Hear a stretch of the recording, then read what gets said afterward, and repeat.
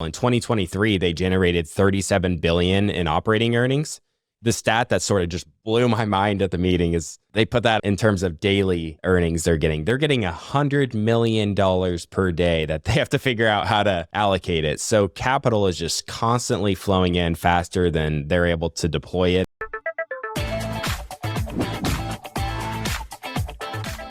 Kyle and I just got back from Omaha for the Berkshire weekend, and as always, we had an amazing time.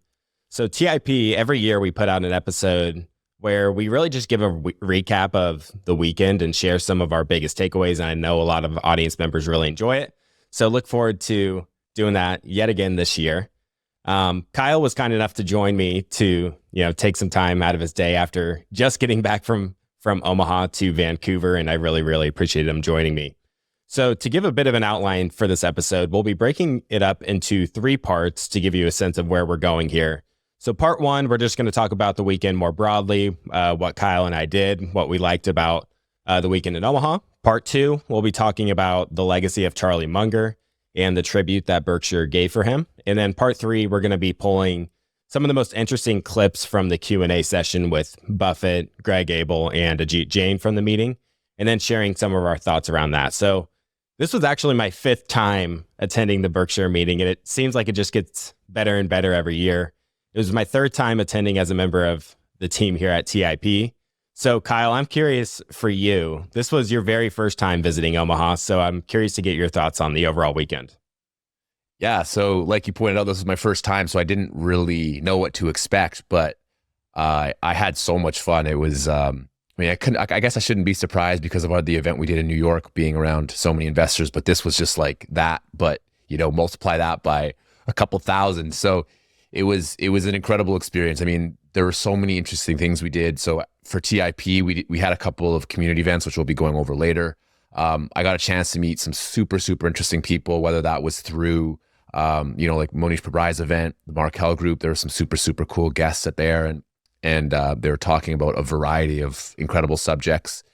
Got to see, obviously my investing role models, like I just said, Monish Pabrai, Warren Buffett, although I wish I could have talked to Warren, but I understand that I can't do that.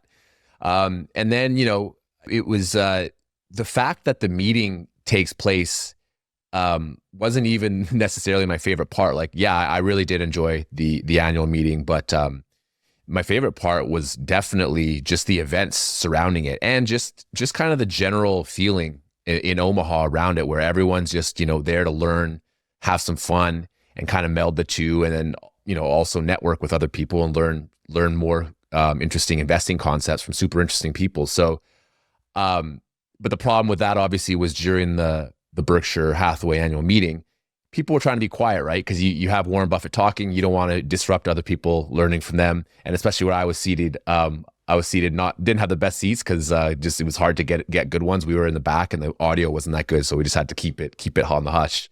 So the events around it were probably the highlight for me. The event, still, I had a lot of fun. I really enjoyed going down to the event center at in the bottom floor there and seeing all the cool products that Berkshire has. So yeah, I mean, it was an incredible experience. And I'm looking forward to going back again. Yeah, you hit the nail on the head on the Berkshire event. It's fun to go, fun to see Warren, fun to get in line bright and early with community members and such. But just a lot of the questions are not that great. They don't vet the questions. So I think people really appreciate us putting together this episode and kind of pulling our favorite ones, so they don't have to go through all the questions themselves. And you're also right that there's just so many fun things going on during the Berkshire weekend. A lot of people ask us, what events we recommend, and there's just so many events happening. I can share the couple that I go to, but there's just so many different things happening, and people have to decide between events because a lot of them are happening at the exact same time. I think Monish and Guy each had an event like essentially at the same time. And Omaha isn't always like this. I used to live in Omaha, and I can tell you that, it's not one of the most exciting places to live. But during the Berkshire weekend, there's a lot happening. And this year was actually the first time I attended Monish's talk, and I really enjoyed that. He actually shared some insights that I've never heard from him before, some insights related to intrinsic value and finding wonderful businesses to invest in. And I absolutely love that discussion. And as an added bonus, you and I got to meet him, shake hands with him, and grab a photo with him. So that was definitely fun too. And as I said earlier, like it just feels like each year you go, it just gets more and more fun. This is my 5th year, and I think it just gets better because your relationships really compound, your network compounds, and you get to know people better and better, and you learn really how to make the most out of the weekend. So some of the highlights for me were definitely meeting and listening to Monish Pabrai at the University of Nebraska, Omaha. I believe he does a talk every year. Hopefully he'll keep doing that, and it's absolutely free. And then I organized our Berkshire Summit event. So we had 8 wonderful attendees from the audience join and do various things with me throughout the weekend. And we ended up connecting with many of the guests we've had on the show. We had the Saturday night dinner with William Green, Guy Spear, and many of the guests we've had on the show. So that was just really, for me, an unforgettable experience. And then, of course, people really enjoy going to the CHI Center, seeing Buffett and being a part of history. But I think what really makes Omaha memorable is the events that are around the Berkshire meeting, which you alluded to. And I'm also terribly biased because TIP hosts a number of events throughout the weekend. We had our socials for the TIP mastermind community that you hosted, Kyle. And then I hosted the Berkshire Summit, which was a smaller event we put on for 8 members of the audience. So you had the 2 socials for the TIP mastermind community. What were some of your takeaways from that event? Yeah, the socials were my favorite events. They were, it was so good because, we have this community of people where we do everything online, right? And we do get to meet up twice a year. And this was one of the opportunities. And it was just so much better to meet them in person and really get to know them and ask tons of questions and see them face to face. So I got to speak to pretty much all the members in the group, whether that might be an individual setting or an, group setting. And so I really got to learn about each and every one of them, their backgrounds, what they do for work, what they like to invest in. And so that was super powerful, just meeting them in person and getting to see how they really are, outside of being on the internet. So just a couple cool things that I got from that was, my relationships with some of the members are closer. A lot of these people I consider my friends and would love to hang out with. And, sometimes we branch off and hang out with, just in smaller groups during Berkshire, for instance. Went to lunch with some of the community members and had a blast. Learn more about their individual backgrounds, which is really cool because part of the reason I like the community so much is that I can tap into them to learn more about different industries where I'm not really exposed to. And then, obviously these people have a variety of work experience and backgrounds and know a lot about a variety of really cool topics that I find interesting. So we had all sorts of really good conversations, about energy and tech and stuff like that. AI, of course, was a big topic of discussion. And then, our all of our members are vetted, right? And they're all really high quality people. So they brought some friends, family, their spouses, and got to meet them. And they were also obviously very high quality people. So that was really fun interacting with their guests as well.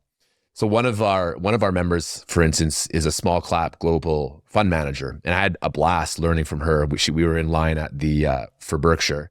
And she was just telling me all about all of her experiences, traveling around the world, looking at all these small caps, going to India, Singapore, China, everywhere.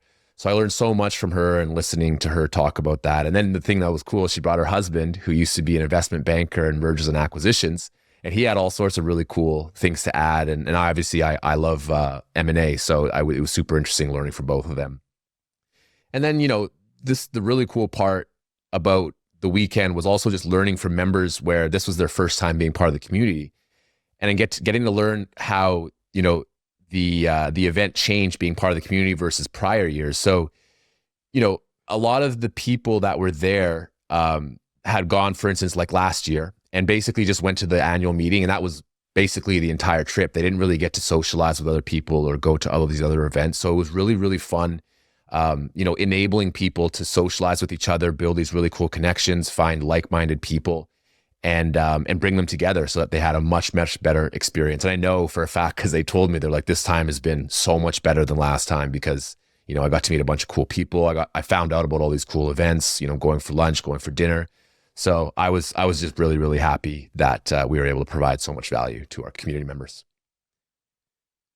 the point you made there is really so important because it just resonates with me. The first two meetings I went to, I was just pretty much a lone wolf. I just happened to live in Omaha, knew that the Berkshire meeting was happened, knew what Buffett had made for himself, and being naturally an introvert and being young, much younger at the time, the last thing I really want to do is, go into a crowd and walk up to some random person I don't know and just spark up a conversation. So having that community, it's not only, you're attending the Berkshire meeting, but you also have connected online, connected through the forums and on calls and such, and seeing them, comment on the forum and everything. And, having that sort of network to tap into is really invaluable and can help open you up to really fully experience and enjoy what Omaha can offer during the Berkshire weekend. And I agree too that it's just really fulfilling to help provide that to people, because I've just been in their shoes, and it's not easy to go up to an event where you don't know anyone. It's just sort of awkward, and it's like your natural instinct is just sort of go into a shell. At least it is for me as an introvert. I don't know. You're much more extroverted than me, Kyle, so I can't speak for you. But when you sort of encourage people to go, assure them that wonderful people are going to be there, that really want to network, it really makes it easier to, book the trip, make the leap, and just go. And plus, for members of our mastermind community, essentially all of them have hopped on calls with you and I, one-on-one calls. So we have relationships with them, and it just makes it much easier.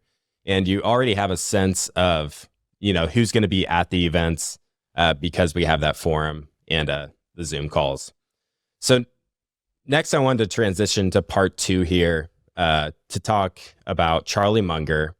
Everyone was really looking forward to the tribute that Berkshire was going to do. So Thursday night and Friday, a lot of people were talking about the movie they were going to be playing. So Berkshire always plays a movie at the event. It's usually at 8:30 a.m. But in prior years, it was never released to the public. And Berkshire had announced that this was the first year they were going to live stream it and make it public because it featured a tribute to Charlie Munger. And Buffett actually mentioned this was like a logistical nightmare in terms of the copyright and infringements and all that jazz, because they played all these sorts of videos and had to get permission from countless counterparties there. But the tribute was around 30 minutes long, and it really showcased the very special relationship that Warren and Charlie had, which lasted 65 years. I had talked with a number of people after the meeting how some people sort of envy the relationship that they have, and the 65 years of having a partner and having a best friend and just sort of lifting each other up for that long. It just has led to tremendous amounts of compounding, not just financially. So the two met when Buffett was 29 and Munger was 35, and I really love the story of how they met. So Buffett was chatting with a potential investor in the early partnership days. He only had $500,000 in the partnership, which is just tiny compared to what it eventually led to. And Buffett was telling the guy all about his strategy and how he plans to put the money to work. And the guy really wasn't listening at all, but he ended up giving Buffett $100,000. And Buffett was just sort of confused. He just asked him, I don't even think you were listening to me. Why'd you give me $100,000? And all he said was, you reminded me of Charlie Munger, who Buffett had no idea who that was at the time, but he liked the sound of that. And the family ended up being Charlie Munger's sort of second family that he was really close to. And the two eventually got introduced, and they hit it off from the very beginning. And one of my very favorite clips from that tribute was Munger talking about how people look at Berkshire and they think that Buffett and Munger found some trick. And the way Munger put it is that the simple trick was just avoiding standard stupidities. And it really just became a place where rationality just totally became prevalent. Yeah. And one of the highlights for me of that long 30-minute clip was Becky Quick chatting with Charlie Munger. I think it was pretty recently, just about how Charlie had been around for nearly a century of human history. And Charlie had a really cool insight there where he pointed out that not only had he been around for the last 100 years, but he was born into a previous century where the world was really being pulled forward, in terms of transportation, communication, economics, modern biology, and medicine. So I think Charlie really, really knew how lucky that he was to be born at the time he was, when innovation was rapidly increasing the output of the entire world. And so I think he was able to really see that for himself, all this innovation was happening in his early years, and that he was able to really take advantage of that throughout his entire life. So the highlight reel also just had some really, really good one-liners that were highly amusing and insightful. So one of my favorites was, quote, "Those of you who are about to enter business school or are already there, I recommend you learn to do it our way. But at least until you're out of school, you have to pretend to do it their way," unquote. So this clip was from 2011, and it's a classic Mungerism. And, granted, it's, almost 15 years old, but I don't think his stance would have changed that much since he said that. So Warren also had another really, really good insight into Charlie, that he described the difference between how he and Charlie thought. So Warren discussed how, when he was thinking about just things in general, he just wanted to know if something worked. Did it work or did it not work? And that was kind of it. But in contrast with Charlie wanted to know how things worked. So Warren mentioned that Charlie picked this trade up from Benjamin Franklin, and that learning how the world worked was just a massive driving force to the success of Charlie Munger. And I know, it's obviously one of the biggest strengths that Charlie has. If you've listened to the show for any period of time, we talk about mental models and multidisciplinary thinking, and we all got it from Charlie Munger. He's the one who really popularized it. And, realistically talking though, I don't think necessarily thinking that way is for everyone. And like Warren said, right? I mean, Warren, I think is a brilliant person, but he doesn't really necessarily think that way. He's more just, does it work? Yes, no. And, I think Warren obviously is a pretty broad thinker, maybe not as broad as Charlie, but, he made the point that his thinking is more narrow. So, that was kind of my main points. And I just think that Charlie showed specifically in terms of thinking at this level, how important that it could be to master it, to build not just wealth, but also your wisdom as well.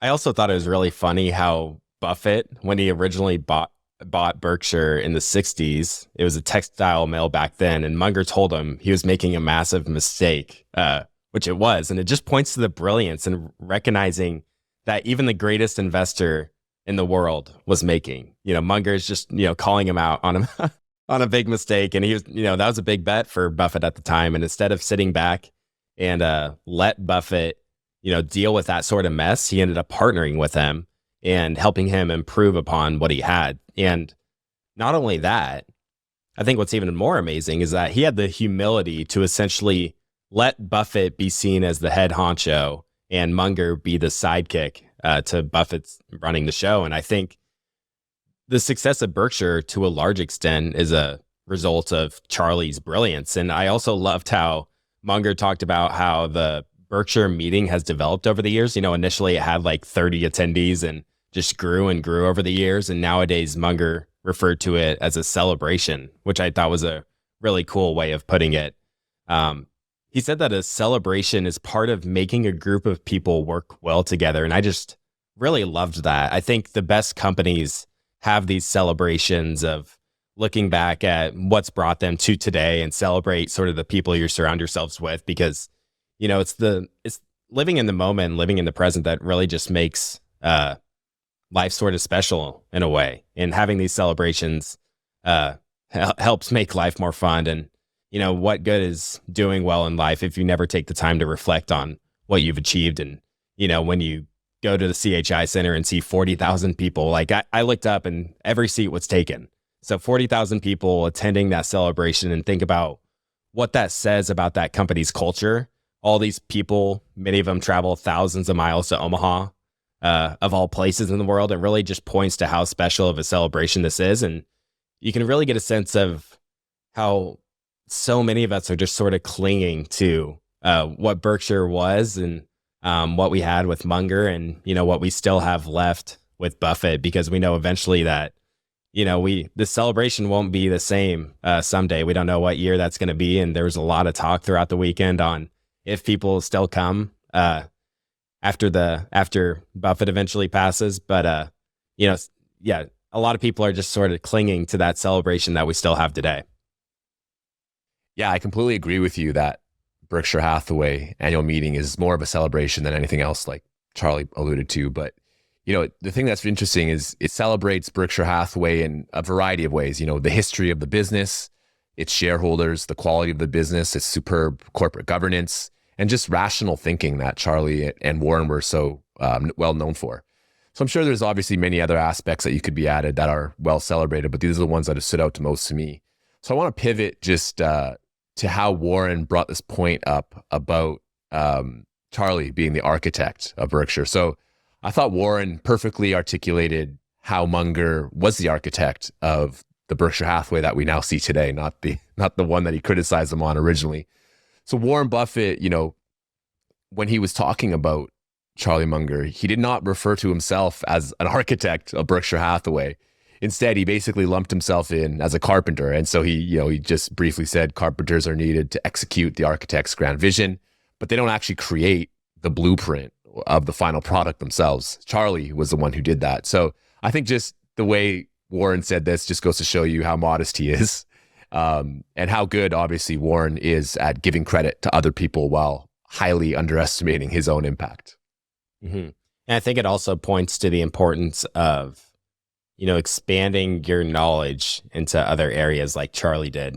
Warren said he was more narrow in his focus, whereas Charlie is seen studying all these different disciplines that aren't even close to related to investing.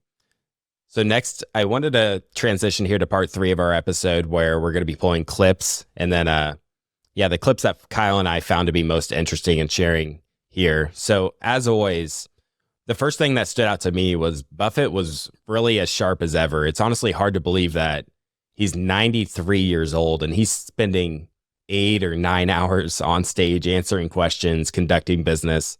And this is my 5th shareholder meeting I've attended. And I remember at least a time or two in previous years where you could really see his age showing through. But I think this year I was really impressed with his energy and the depth of his answers throughout the day. So before we get to the Q&A session, they cover the most recent quarter and some of the things that happened. And I think the biggest thing worth mentioning here was that Berkshire trimmed their position in Apple. He trimmed it by 13%, which might not sound like a lot, but it was 116 million shares worth $21 billion. And I'm not exactly sure, what price that may have been. I calculated the 21 billion based on around 185, but there were some points in the quarter where it was below that. And I think this is worth taking note here because Berkshire's cash pile was 180 billion. That's just a massive cash tranche. So it's not like he really needed the cash. He has plenty of extra cash. So I think it points to where they're seeing the valuation for Apple, how they're viewing sort of the current market conditions. And I think Buffett really likes the 5% yield he's getting on a lot of his cash. So for the first clip, it's often said that people get attracted to Buffett and Munger for the investing side and to try and make money. I know that was definitely me. And then many stick around for the other aspects. So the topics really related to life and, how we can live a good and meaningful life. And I wanted to start with a question that it's funny. It seems like on all these episodes we do, there's always at least one question from a child because they ask the questions that adults don't want to ask. So that's the one we're starting with today. So I'll just go ahead and play the clip here and we'll share our thoughts after. Hi, my name is Andrew Nickus, and I'm wondering if you had one more day with Charlie, what would you do with him?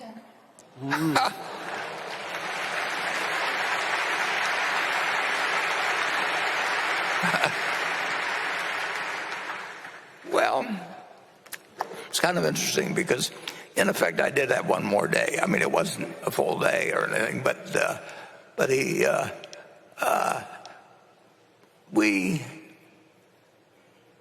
we always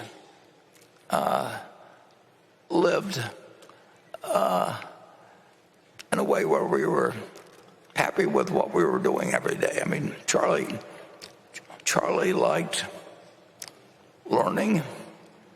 He liked, as I mentioned in the movie, he liked a wide variety of things. So he was much broader than I was. But I didn't have any great desire to be as broad as he was, and he didn't have any great desire to be as narrow as I. But we had a lot of fun doing anything. And we played golf together. We played tennis together. We did everything together. And this you may find kind of interesting. We had as much fun, perhaps even more to some extent, with things that failed, because then we really had to work our way out of them. And in a sense, there's more fun having somebody that's your partner in digging your way out of a foxhole than there is just sitting there and watching an idea that you got 10 years ago just continually produce more and more profit. So it wasn't, he really fooled me, though. He went to 99.9 years. I mean, if you would pick two guys, he publicly said he never did a day of exercise except where it was required when he was in the Army. So he never did a day of voluntary exercise. He never thought about what he ate.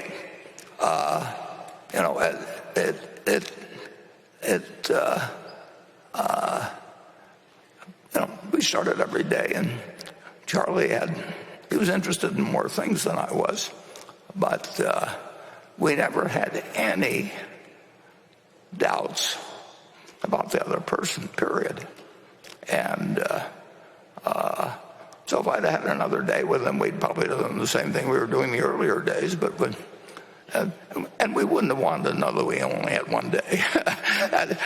There's a great advantage in not knowing where you're going to, what day you're going to die. And Charlie always said, that just tell me where I'm going to die, so I'll never go there. Well,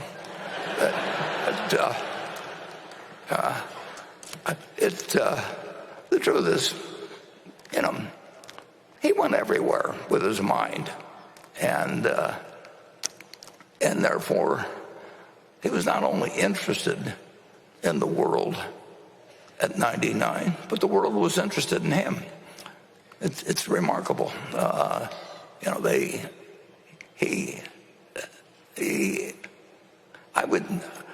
told him in the last few years, I'd never seen anybody that was peaking, at 99 and where the world wanted to come and see him.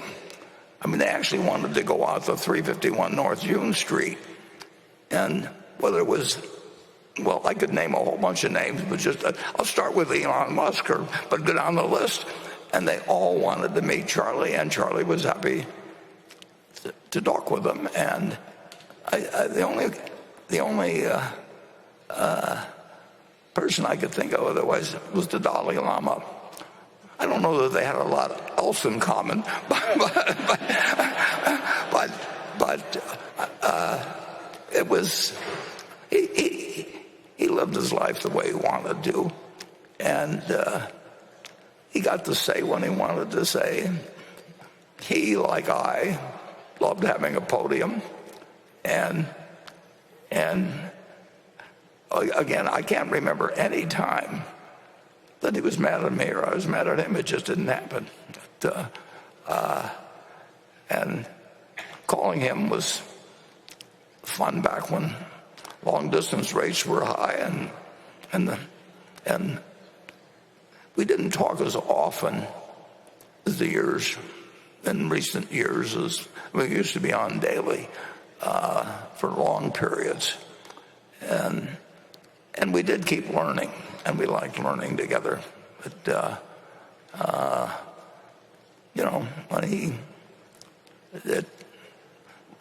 we tended to be a little smarter because as the years went by, because we had mistakes and we had other things where we learned something, and the fact that he and I were on the same wavelength in that respect meant that the world was still a very interesting place to us when he got to be 99 and I got to be 93. So I don't have a perfect answer for you there, but I can tell you the ingredients that would go into. Sometimes people would say to me or Charlie at one of these meetings, if you could only have lunch with one person that lived over the last 2,000 or so years, who would you want to have it with? Charlie says, I've already met all of them, because he read all the books. I mean, he eliminated all the trouble of going to restaurants to meet him or anything like that. He just went through a book, and he had met Ben Franklin, and he really he was remarkable. He said he really had no one else to meet because he'd read all their stuff, and he liked Ben Franklin's stuff better than he liked mine. But with Ben Franklin, he just had to read about it. They didn't have to go have lunch with him or anything of the sort. But it's an interesting question. What you should probably ask yourself is that, who do you feel that you'd want to start spending the last day of your life with, and then figure out a way to start meeting them or tomorrow, and meet them as often as you can. Because why wait till the last day? And don't bother with the others. So I really enjoyed this question from the kid and Warren's answer. I thought, I mean, like Clay said, kids can just ask questions that, adults won't say. I remember when he asked it, the whole audience was like, "Oh, it's so cute." So I think that, Charlie obviously liked learning a wide variety of things, and he was more broad than Warren, like we've kind of discussed already. But I just think that this also shows that you can succeed in both being a broad thinker like Charlie or a more narrow thinker like Warren. So a couple just other points that he made there that really stood out to me was how Warren talked about how they had fun doing like anything. So, Warren and Charlie have both stressed the importance of doing business with people that you like. And so I think that if Warren and Charlie hadn't had so much fun together, their business relationship probably wouldn't have played out the way it did. But, we're lucky that it did. So another thing that Warren's talked about was their failures and how they had more fun with their failures than they did with their successes. So this part just really stood out to me. It's super easy for anyone to just relive their successes and pat themselves on the back. And there's nothing wrong with doing that at a certain period of time. But the problem with it is that the biggest life lessons that we can learn aren't really from our successes. It's learned through our failures and making sure that we don't continue making them into the future. And so I think Charlie was, he said any year that goes by is wasted if you don't destroy one of your most cherished beliefs. And so, Charlie was a master at self-reflection, and he was actively trying to get better by removing mistakes and thinking processes that he was, that he really cherished, and that was how he thought. So another thing that really stood out to me there was how Warren pointed out that Charlie was peaking at 99, which is completely unheard of. So I would say that Charlie would probably agree with me that he was probably lucky to live as long as he did and stay as sharp as he did. Just, if you're looking at the average person his age, they, a lot of them go through all sorts of drop-offs and mental acuity that he never went through. So, in terms of longevity, I don't know how many lessons we could take, because Buffett did mention that Charlie basically didn't exercise other than what he was forced to do, I think, when he was in the military, and that he also ate whatever he wanted. So, I don't know how many lessons we can get from there. But regarding Warren talking about Charlie and his love of the podium, I thought that this was also really, really powerful, because obviously, while they're both kind of humble, I think they both really enjoy the spotlight, specifically because they get to share their knowledge and wisdom with the world, just in the hopes that, someone will find it useful. And obviously, I think they know probably a lot of people find it useful, but Warren mentioned that Charlie wanted to be useful to society. That was just one of his, biggest goals in life. And I think having the podium was just a really, really good way just for the two of them to be as useful to society as they could possibly be. So last one here, I really enjoyed Warren's point here about finding who you want to spend your last day of life with, and then figuring out just how to meet that person as soon as possible, and then maximize your time you want to spend with them. I think if we all attempted to do this, we would probably have much higher quality and meaningful relationships with people that we can grow with. Yeah, if there was one takeaway in Charlie living to age 99 and being as sharp as he did. I think Monish mentioned that he was like placing a trade like the Friday before he passed. Like he's placing trades, which is just insane. I think the biggest takeaway for me from that is truly enjoying what you do. So, we always talked about on the show how like financial independence was something super, super important to him. And to be able to live your days really however you want, you have to be financially independent. So he got that somewhere around age 30, early 30s, something like that. And that was an inspiration from Benjamin Franklin. And then, really just lived and structured the rest of his life exactly how he wanted it to be, and just, got to do exactly what he wanted to do. And I'm not quite convinced that drinking Coca-Cola and eating peanut brittle all day is going to help with Kyle and I's longevity. So to your point on relationships and, thinking back of how you want to spend the last day of your life and then spending more day with those people, this is something I personally really struggle with. Over the past couple of years, I've met just some amazing like-minded people that I honestly just want to spend more time with. But my problem is that none of them live within 100 miles of where I live. Many are thousands of miles away. And it's interesting because, we're talking about Warren and Charlie. Charlie didn't live in Omaha. He lived out in California, I believe, and they're very far away from each other. And I'd be interested to know how often they saw each other in person and how often they interacted on the phone, because, I doubt they did many Zoom calls. I don't know if you have any comments there you want to add. Hey guys, it's Clay Fink here, host of We Study Billionaires. Today, I wanted to tell you about our show sponsor, Vacasa. The dream of owning a vacation home can be daunting. From finding the best guests, to the maintenance, to organizing the cleaners after every guest stay.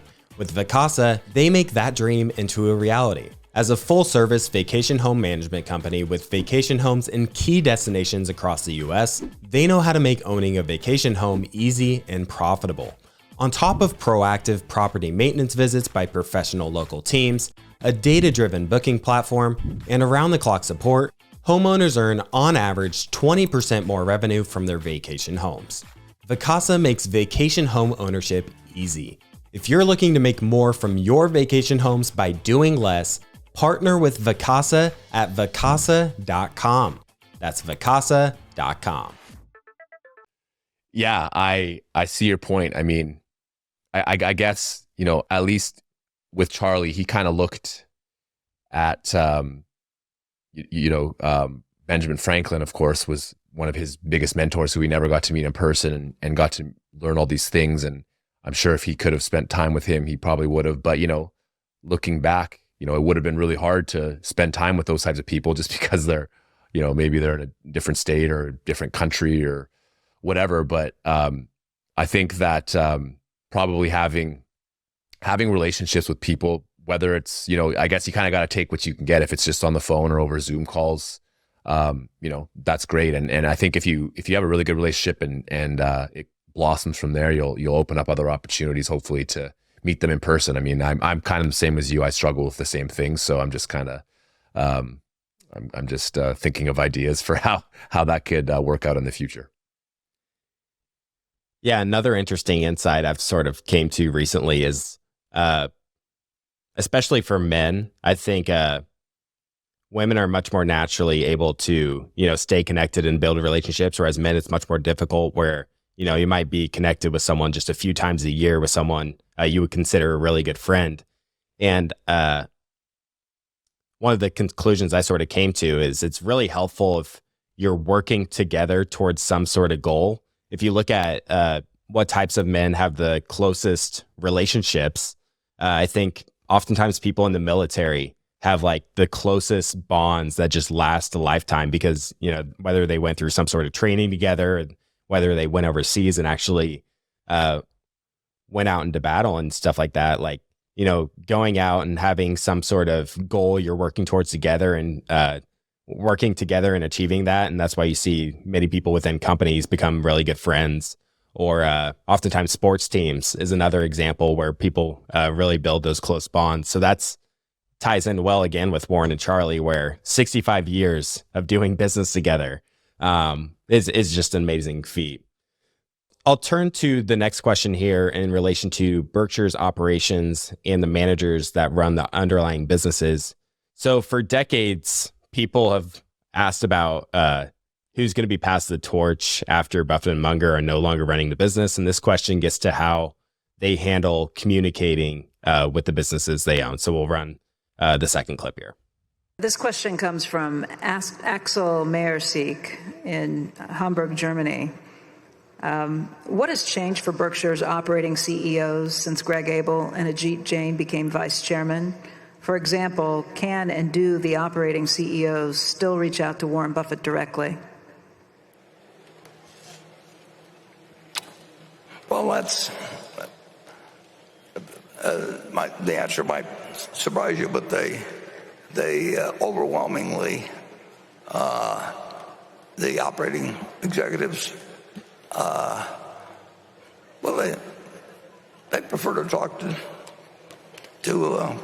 Greg or to Ajit, and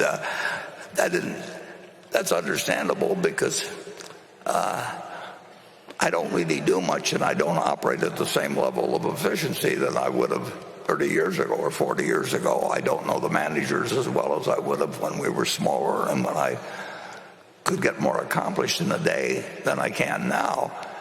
And when you've got somebody like Greg and Ajit, why settle for me? I mean, basically, so it's worked out extremely well.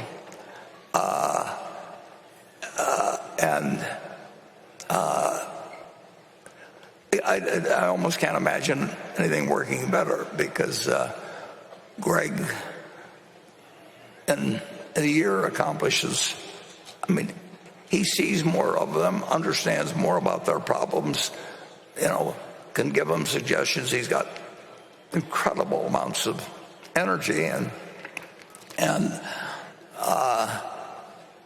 nobody has more wisdom than Ajit about insurance, and they've got access in insurance to him.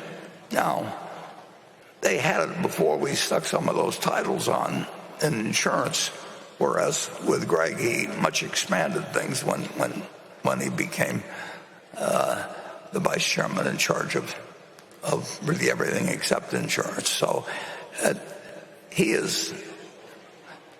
If you polled our managers that fall under his jurisdiction, which would be a lot of them,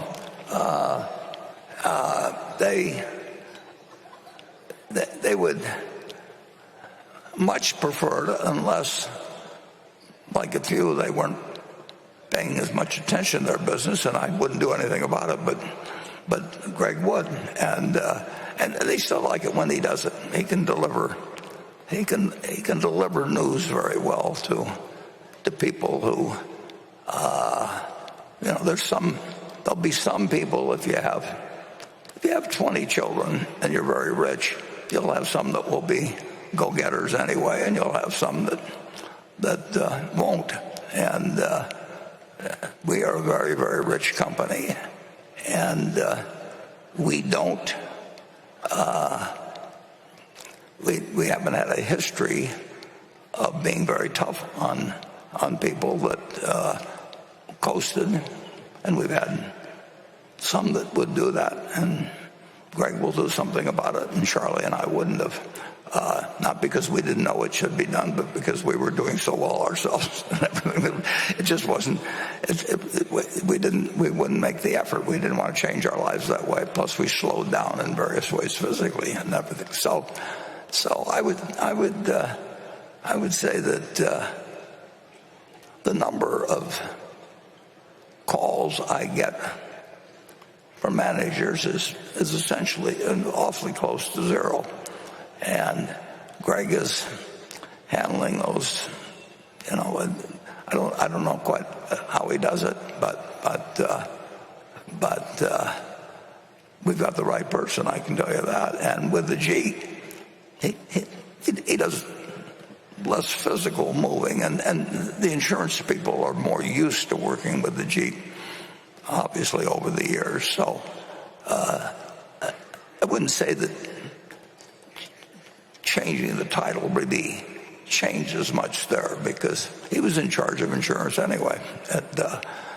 So that's you can go to a business school and they can give you way better answers than I've just given you, but that's the way we do it at Berkshire. Steve raised his hand. Yeah, if I can add a comment. From my perspective, the transition has worked out very, very well. But I think the credit really goes to how Warren has handled the situation. And what I mean by that is, after the transition was announced, and a lot of the operating managers they were used to calling Warren directly on some issue or the other.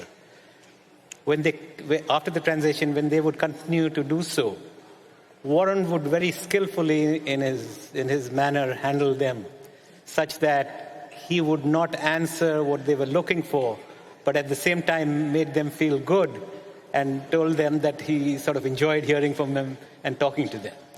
So as a result of which, the transition took place. People got the message, and were very responsive to it, and it's a non-issue as far as today is concerned. Ajit, I'd probably add, yeah. Ajit, the only thing I would add is we do have an exceptional set of managers across both the non-insurance and insurance. And yes, Warren made it incredibly easy, but so did they. It was a very easy transition because they cared deeply about Berkshire, they cared deeply about the culture, and they very much wanted it to be a success. And we're fortunate to have those managers in insurance and non-insurance. So thank you. Yeah, what Greg is talking about is they really wanted more direction in some cases than I gave them. I just sat there reading the Wall Street Journal or whatever, and Greg is, there, one way or another, there are more than 24 hours in his day, and I just don't know how he covers the ground he does, but he knows more about the people. We got the same feeling in terms of judging the attractiveness of businesses and making capital decisions and that sort of thing. But he's willing to work. I mean, and I couldn't get as much done anyway. What I could do in a couple of hours, may take 8 hours now. I just don't read as fast and different things. But it's working very well, and this place, if anything happened to me, it would be working extremely well the next day. I don't get any phone calls. You could actually, we can rig something up so we got some answering machine that people think I'm still around, or something. So anyway, that's much less than you'd learn in business school, but that's the way we do it at Berkshire. Okay. So his statement here actually kind of surprised me, as many of the subsidiaries now contact pretty much exclusively Greg Abel and Ajit Jain. So, I mean, he made it make sense, right? Because he said that they basically, because they're younger, they can just get a lot more done on a daily or weekly or monthly basis, and Warren can now. So I felt like Warren showed some vulnerability here, but Warren is transparent. That's who he is. So I think he's fully aware that his body's slowing down. He's probably not running nearly as efficiently as he was when he was probably 30 years old or whatever, or even 70 years old. So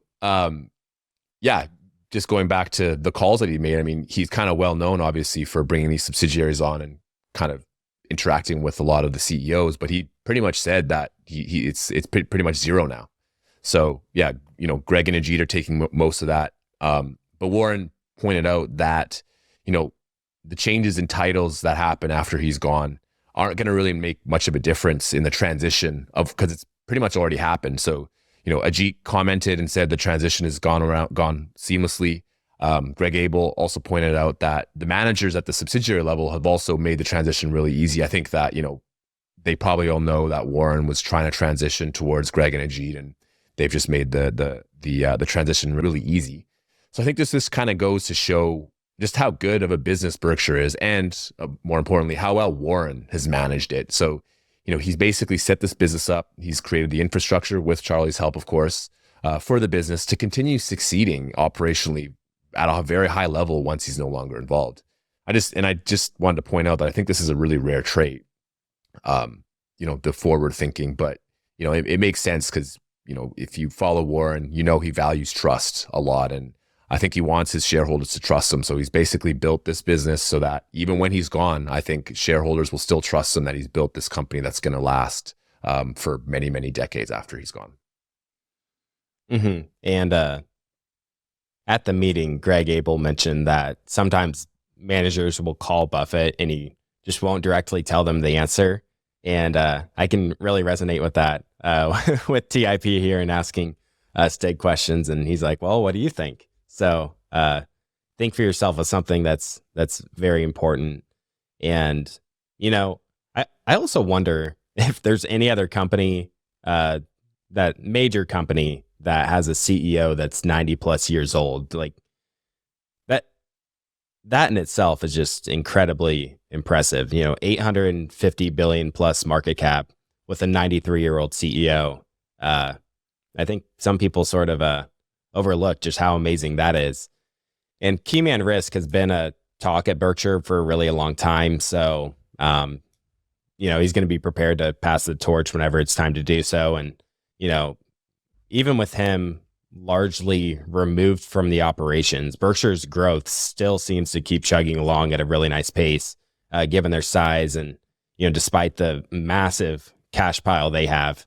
So I think this ties in well to clip number 3 we're going to play here. This one covers who's going to be the primary capital allocator once Buffett passes the torch. And this one might have been a surprise to some people. It was an interesting question I thought that the audience would also enjoy as well. All right, the next question comes from Slaven Vukobrat. As CEO, will Mr. Abel be in charge of the portfolio of common stocks that Mr. Buffett has been managing, or will this function be exercised by Mr. Combs and Mr. Weschler? Yeah. As investing could be defined as the discipline of relative selection, can major capital allocation decisions, such as large acquisitions, be separated from the common stock selection process? Yeah, I would say that decision actually will be made when I'm not around, and I may try and come back and haunt them if they do it differently. But I'm not sure the Ouija board or they will get that job done. So that job, I'll never know the answer on whether it get covered. But I feel very comfortable about the fact that it will be made by a board that they've got loads of brain power. They've got a dedication to an unusual institution, and they will figure things out. But I would say that if I were on that board and we're making the decision, I would probably, knowing Greg, I would just leave. I would leave the capital allocation to Greg, and he understands businesses extremely well. And if you understand businesses, you understand common stocks. I mean, if you really know how business works, you are an investment manager. How much you manage, maybe just your own funds or maybe other people. And if you really are primarily interested in getting assets under management, which is where the money is, you don't really have to understand that sort of thing. But that's not the case with Ted or Todd, obviously. But I think the responsibility ought to be entirely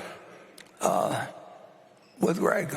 The responsibility has been with me, and I farmed out some of it. And I used to think differently about how that would be handled, but I think the responsibility should be that of the CEO, and whatever that CEO decides may be helpful in effectuating that responsibility.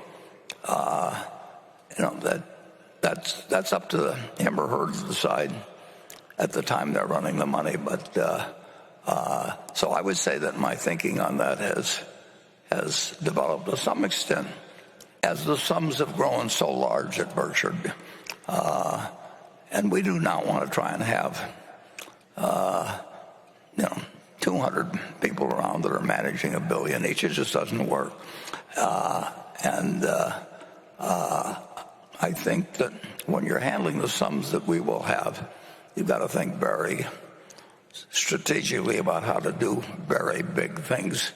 And I think Greg is capable of doing that. I think I've missed a lot of stuff in the past, so I'm actually wiser about doing that now.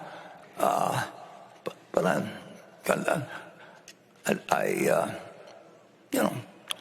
would do it better this time around than 2008 and 9 if something akin to that happened. But it won't be exactly like 2008 or 9. You can be sure of that. But you also can say that there will be times when having huge sums available extremely quickly, maybe it'll be once every 5 years, maybe it'll probably be more like once every 10 years or something.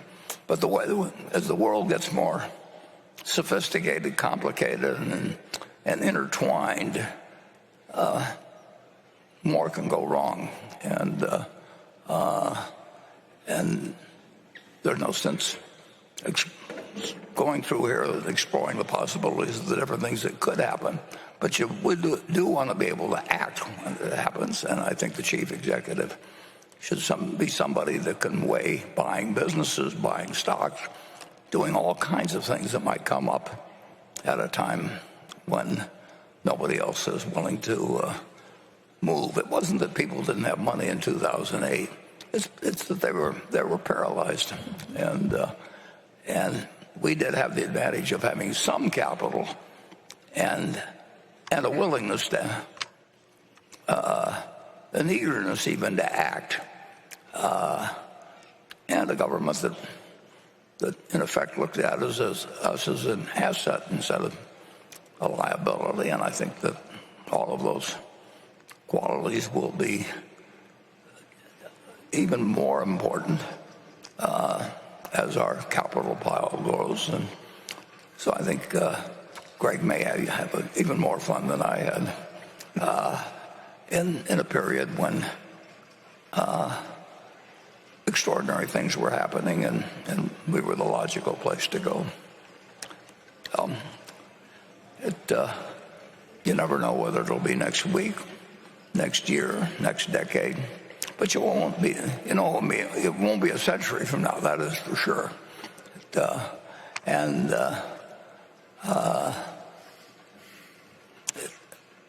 The more intertwined and sophisticated the world financial situation gets, the more vulnerable it gets in a certain sense. It solves a lot of small problems, but it leaves it more vulnerable to large problems. Greg, does that bother you at all or not?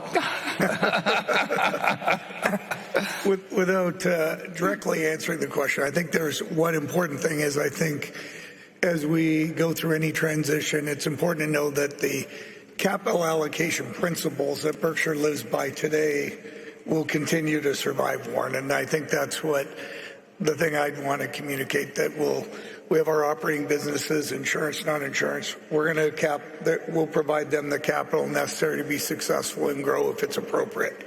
Yep. At the same time, we're expecting a return of capital from them when they have excess cash. And then, as we've discussed, or you've touched on, always looking at potentially new businesses as a whole or in a piece. And as you've always highlighted, and I fully agree, we'll always look at equities as we're investing in a business, either 1% or 100%. But we're looking at the business, we're looking at the economic prospects of that business and how sustainable it is and what it will look like 10 years from now. And is the capital we originally put in at exponential risk, or where's that risk sit, that profile?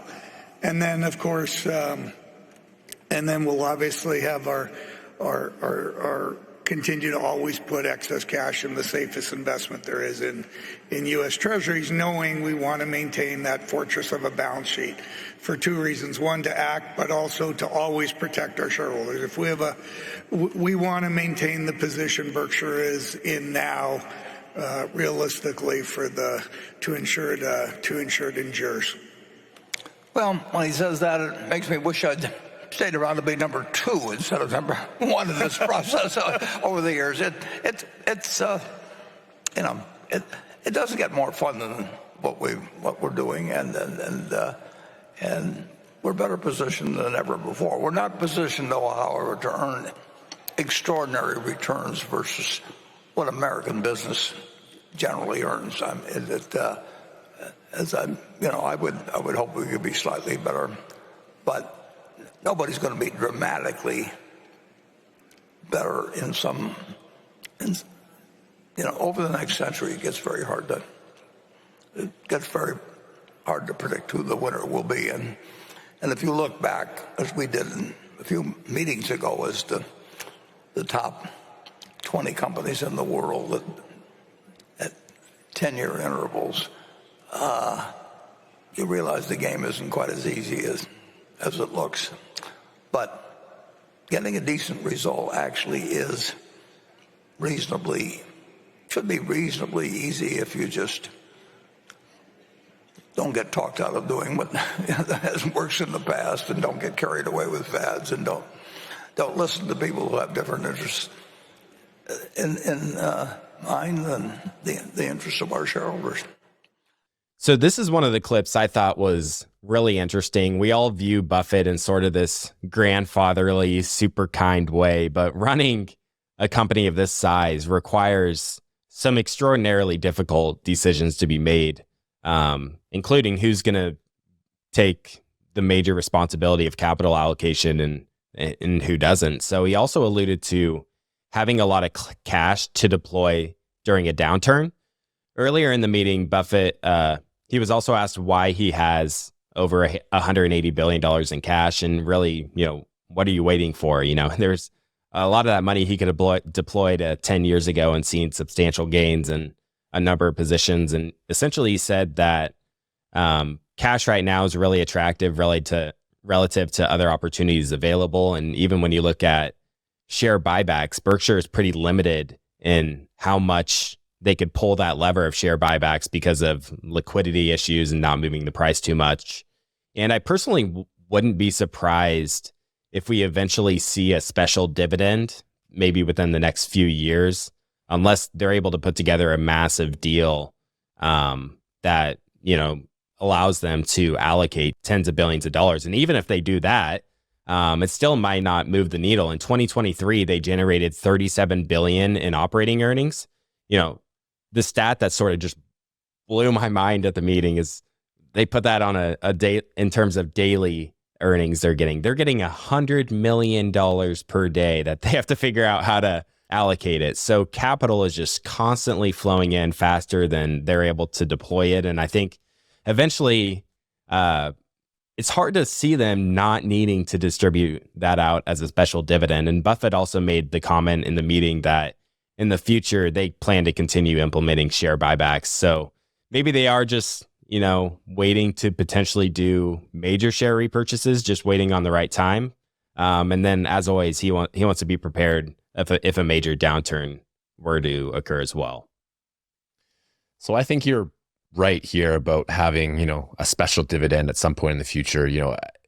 Obviously, they have to keep a large chunk of cash on hand for their insurance business, but I think at this point it's a lot of excess cash that to the naked eye, I guess he says isn't doing much, but I think he's just putting it into shorter term bonds, and I guess he feels like that's a good enough rate of return for him right now. So I still agree with you though. I mean, I think at some point they're just going to have to let go of some of that and let shareholders do whatever they want with it. So the other part that he discussed in that clip was about capital allocation.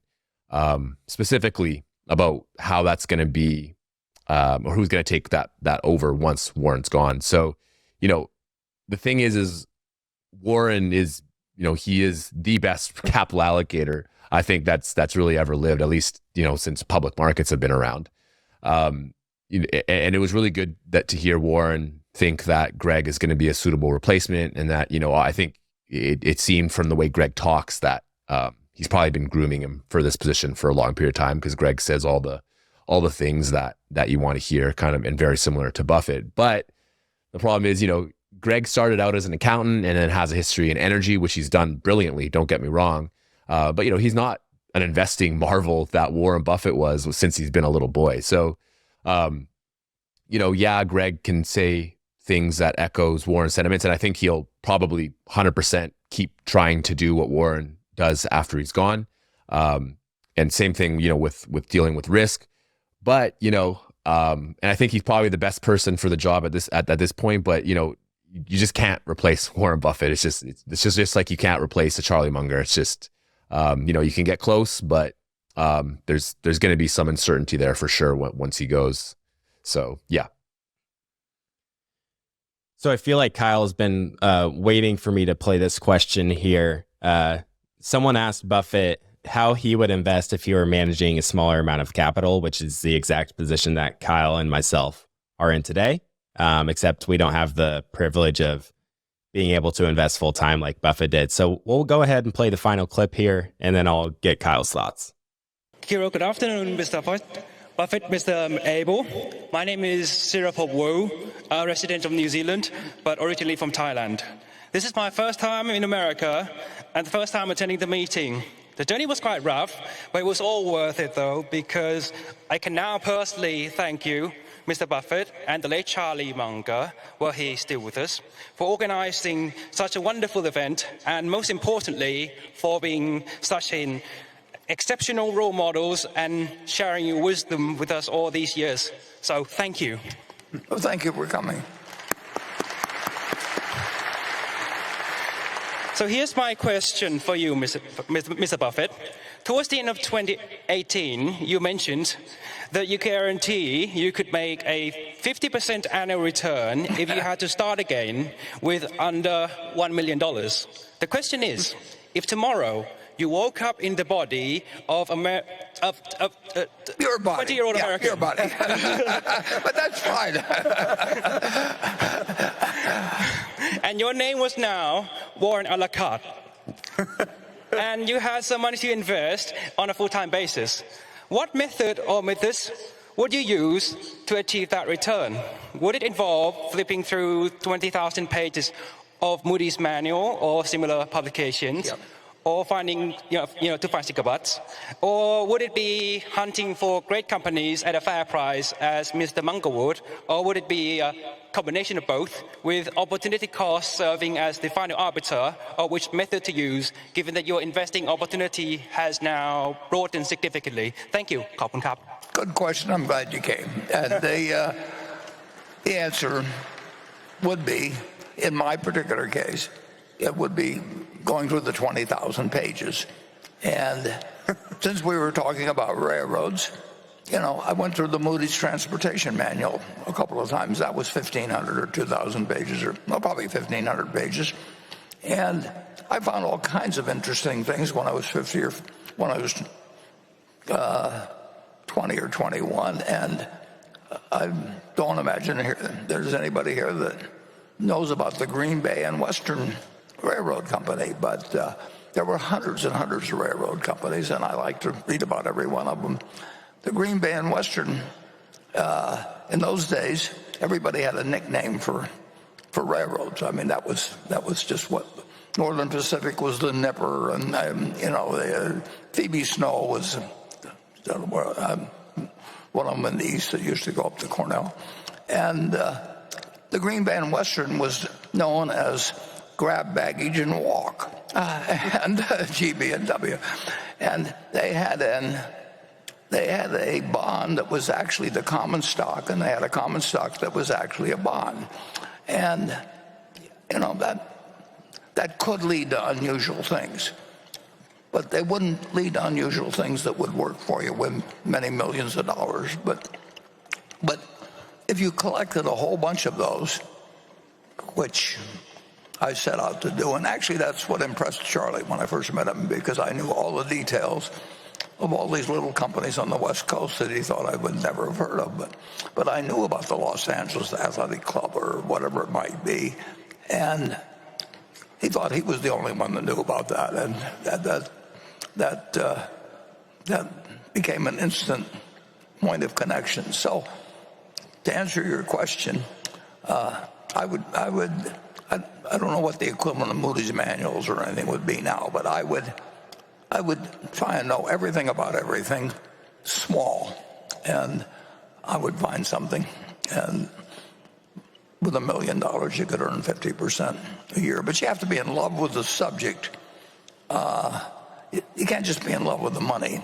You really got to just find it like essentially like, people find other things in other fields because they just love looking for it. A biologist looks for something because they want to find something.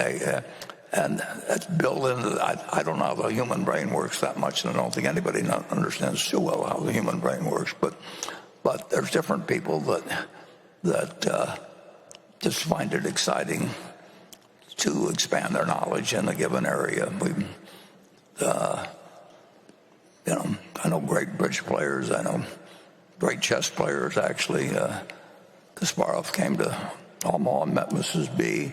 I've had the luck of meeting a lot of people that are unbelievably smart in their own arena and do some unbelievably dumb things in other areas. So all I know is the human brain is complicated, but it does its best when you find out what your brain is really suited for, and then you just pound the hell out of it from that point. And that's what I would be doing if I had a small amount of money and I wanted to make 50% a year. But I also wanted to just play the game. And you can't do it if you don't find the game of interest, whether it's bridge or whatever it may be, chess, or in this case, finding securities that are undervalued. But it sounds to me like you're on the right track. I mean, anybody that'll come all the way to this annual meeting has got something in their mind other than bridge or chess. So I'm glad you came, and come again next year. So Warren made it crystal clear that, if he could, he would basically review a modern version of a Moody's manual for ideas. And this is a really interesting way of looking at investing. Essentially, the person who turns over the most rocks is going to be the person who wins. And this is exactly what Warren was doing when he was a lot younger. He was opening up that Moody's manual, starting at the A's and going all the way down through the Z's. And he pointed out in that clip that Charlie was super impressed because Charlie would try to mention some obscure business all the way in California when Warren was in Omaha, thinking there would be no chance that he would know it. And Warren was like, yeah, I know all about that one. And so that was kind of a big reason why they were able to bond. And I think that, at the stage of Buffett's career, looking at all these small cap companies, that was basically his edge, that was the edge that he knew.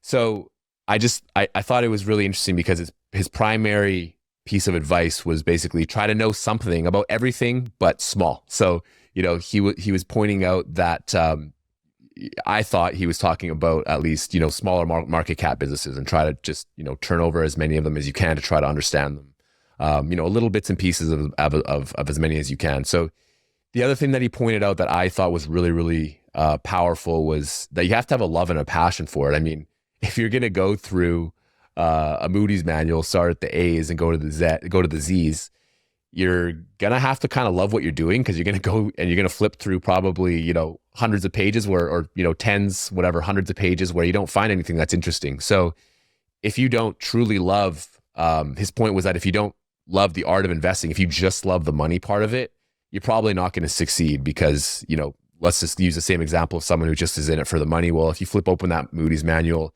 you're not going to make it through the Z's, and therefore, you're probably just not going to be as successful as Warren was.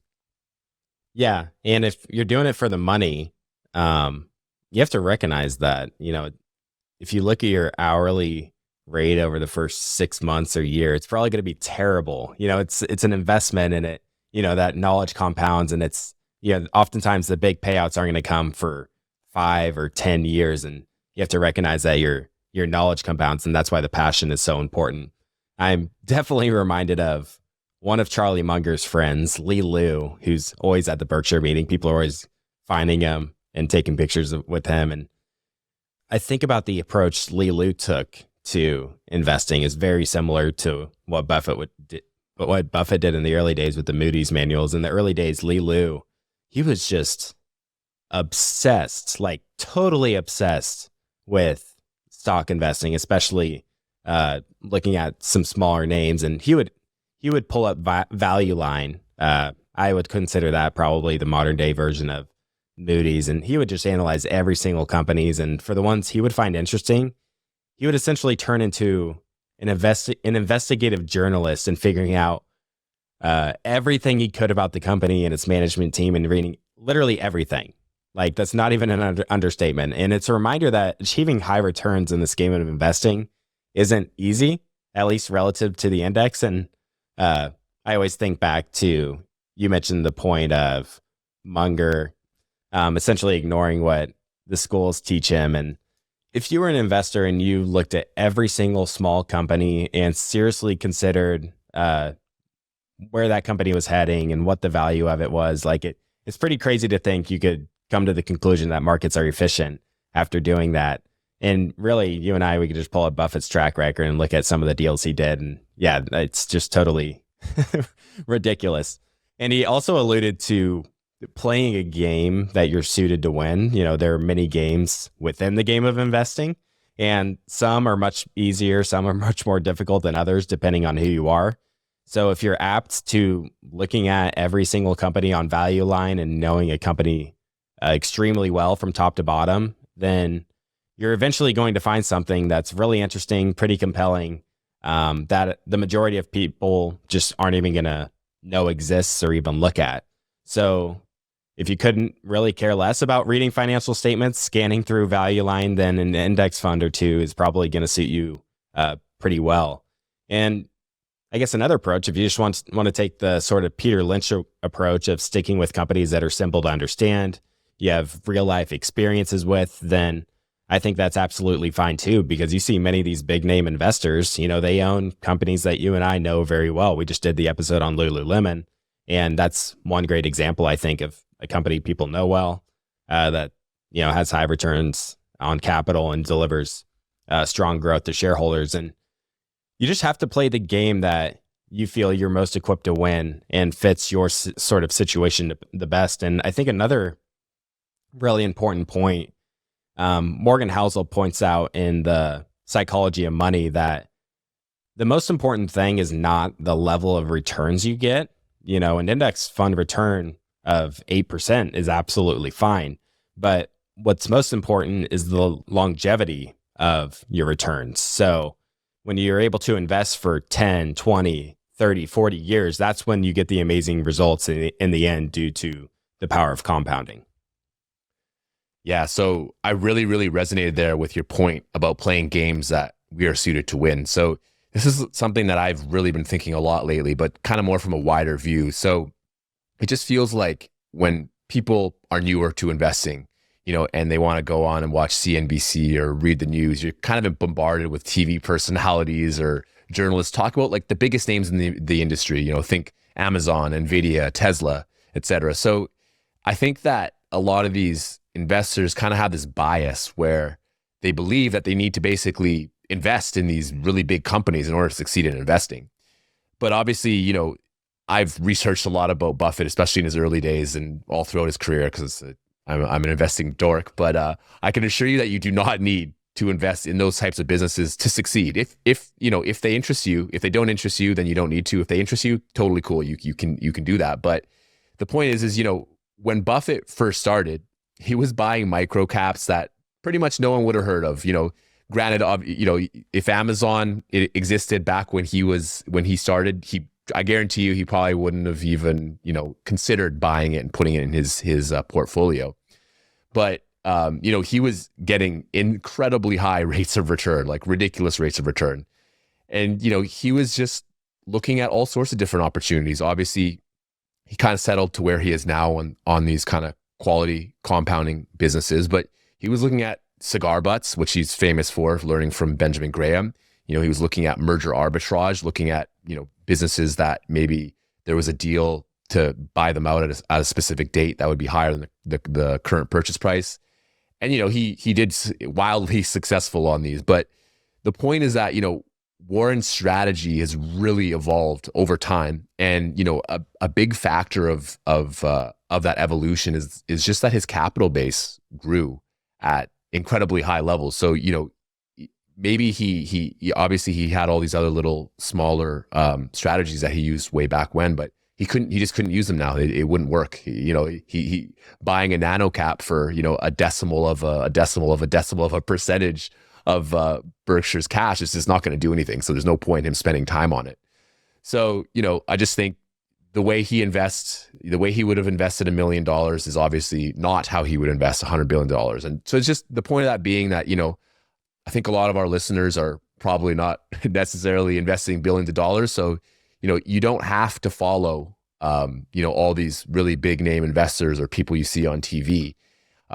So, obviously, I love emulating and copying and cloning people who are really successful, because I think that's a really good way to do things. But I think it's really important that if you are cloning someone, try to make sure that they're playing Clay kind of mentioned with, playing games that you can win. Find people that are playing games that you're playing. You don't want to play someone else's game. And if you are playing someone else's game, you're really running a risk that you're playing a game that you're both not suited to win and that you're not going to enjoy. So just think about that when you're thinking of following someone into a trade. Yeah, and people see Buffett as this, buy and hold type investor. But if you go back, there are a number of companies he's bought and sold within 6 months, and you don't know why he bought it. You don't know why he sold it. So just because he did buy it doesn't mean he's going to hold it for the next 10 years. And I saw a funny comment that was also pretty interesting from Twitter. They had commented that Buffett had essentially conquered the game of investing. So he did about everything one can do. And now he has to figure out how to deploy $180 billion in cash, and no one on the management team can figure out how to effectively do that. And what a great problem to have. And I also wanted to share one more idea that I thought was quite interesting. Shortly after that previous question was played, this was later in the afternoon, Buffett was asked about what they learned from the pilot deal. Really what sort of happened was there's a dispute in the purchase they were making. And I found it interesting that Buffett, just totally without hesitation, right after the question was asked, he shared what he had learned from the deal. And it reminded me of what William Green had said at the dinner we had on Saturday night. We were talking about TIP and how we've adopted this principle of radical transparency. And so whatever's happening with the company, Stig is just totally transparent to everyone on the team. So we can all see the financials. We can all see, how much free cash flow the company's making, how each business unit is doing, where he wants to take the company. And he's, you can ask him anything. He's totally open book, and there's really nothing to hide. And essentially what William said at the dinner was that being honest and truthful is a superpower. And when William says something like that, it really makes me pause and really just sit back and think about it. I think Berkshire is really another example of that. Being honest, being truthful, trustworthy, transparent.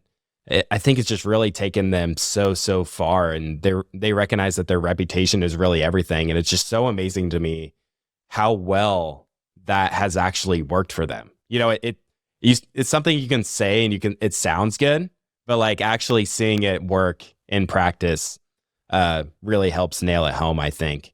So this also reminds me of the episode Stig just released with Monish. They talk about how being truthful and trustworthy, it's really a long-term game. So in the short run, it really pays you nothing. So it's hard to behave in this manner. But over the long run, it really just makes all the difference. And it's also a good opportunity for Buffett to lead by example when he's on stage. So if you work at Berkshire and you see Buffett act in this manner, then you want to do the same. And it creates this culture within the company. It just creates a positive feedback loop for everybody. And it also just filters out like a lot of the people that sort of don't operate in that manner. So it's sort of a flywheel that they can create internally. So anyways, that was just one more insight I thought was quite interesting that ties in well for TIP and Berkshire as well. Yeah, so I really think you nailed it with some of the analogs between TIP and Berkshire there regarding transparency. So I found it very refreshing, basically, to see Stig run the business this way. And you can see the characteristics of transparency is very apparent in all the team members. And, obviously knowing the transparency that Berkshire has, it was just interesting to see because I've never really worked in a business that was as transparent as TIP. So I've even noticed that my own transparency has extended to other areas of life outside of work. So for instance, where I was doing jiu-jitsu, my coach left. I left to go to another school. When I went to the school, he was trying to sell me on, hey, join up for the next 12 months. And I'm like, I'll do the month-to-month thing, but like full transparency, when my coach opens his new school, like I'm out the next day. And some coaches would not be cool with that. They want you to be loyal to their school, which is fine. That's great. But I just want to be transparent and not create some sort of weird situation where I'm just up and disappearing one day. I want to just be transparent. I wanted him to understand that, that's the way it was going to happen. And I think it's something that's really hard to do, but I think most people who are, genuine, and I think a lot of people just sort of appreciate the transparency. Some people can get really upset and get upset at you, but that's also sort of a filtering mechanism for like, you're filtering them out of your life. If they're going to get upset about you being honest, then, why do you want them in your life anyways? Yeah, that's a great insight. Absolutely. And yeah, I mean, I try to be honest with my entire life. And if you don't appreciate that, then probably don't have room for you. I think you're completely right about that. So you also mentioned how Stig just recently interviewed Monish, and I thought that was a really good interview. So I had a few really good insights that were honestly the exact similar to the ones that you were speaking about. So one of my insights that I got was that, reliability is also one of the most important traits. And, it's really better to be honest and reliable than dishonest and unreliable. And I think that Monish really spoke about how important reliability was for Charlie Munger throughout his entire life.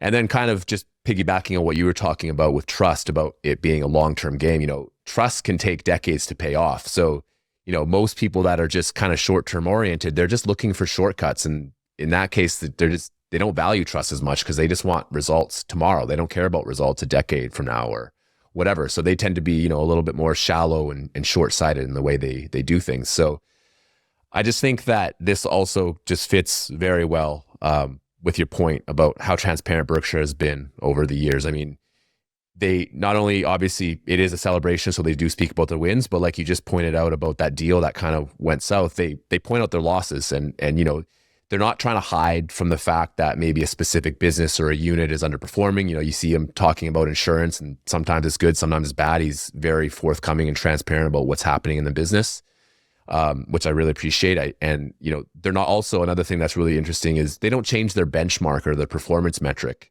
to try to make themselves look good. I mean, every single year you got your book value, whether it goes up higher or lower than the S&P 500, it's always there. He's always showing operating earnings, and he's not switching and showing you EBITDA one year because that looks good, but earnings doesn't. And so just that alone, and doing that over decades, I mean that's super impressive. And it's he's not trying to warp the truth. It's just, this is the reality of the business.